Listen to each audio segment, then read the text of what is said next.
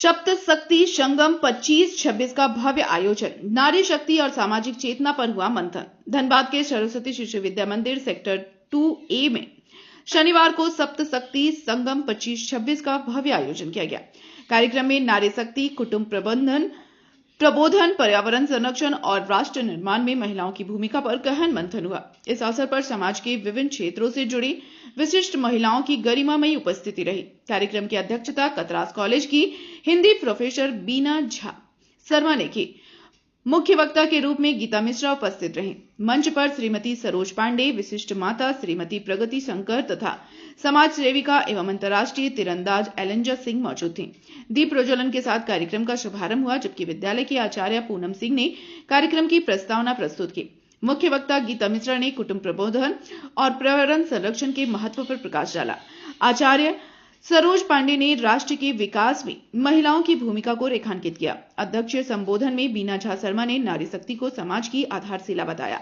समाज सेवा में उत्कृष्ट योगदान के लिए प्रगति शंकर और एंजेला सिंह को विशिष्ट माता के रूप में सम्मानित किया गया।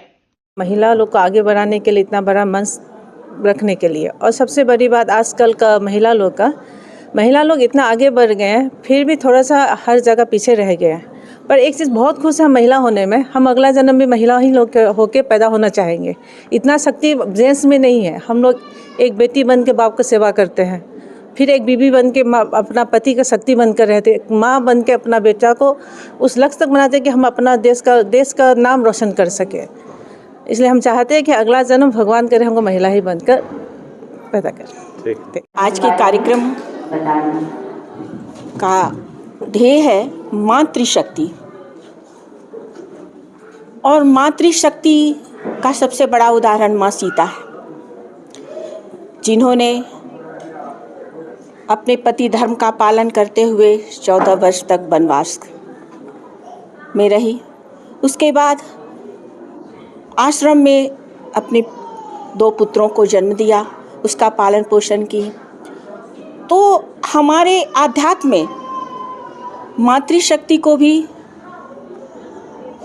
सबसे बड़ा महत्व दिया गया है। दुर्गा, काली, सरस्वती, ये सभी हमारी शक्ति स्वरूपा हैं। और सबसे बड़ा मातृशक्ति का उदाहरण ये है कि माँ सीता ने अपने पति धर्म का निर्वाह किया, 14 साल वन में रही। उसके बाद उन्होंने अपनी मातृ धर्म का भी पालन किया और अपने बच्चों का पालन पोषण किया। और सबसे बड़ा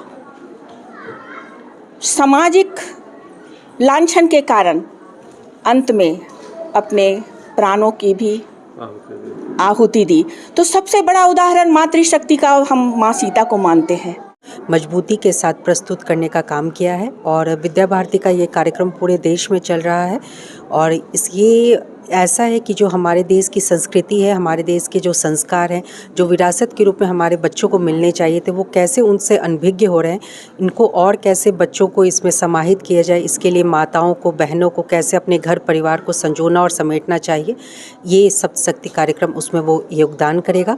और माताएं बहनें और यहाँ से बहुत कुछ सीख के समझ के जाएंगी और अपने परिवार और समाज में इसको उतारने का कोशिश करेंगी।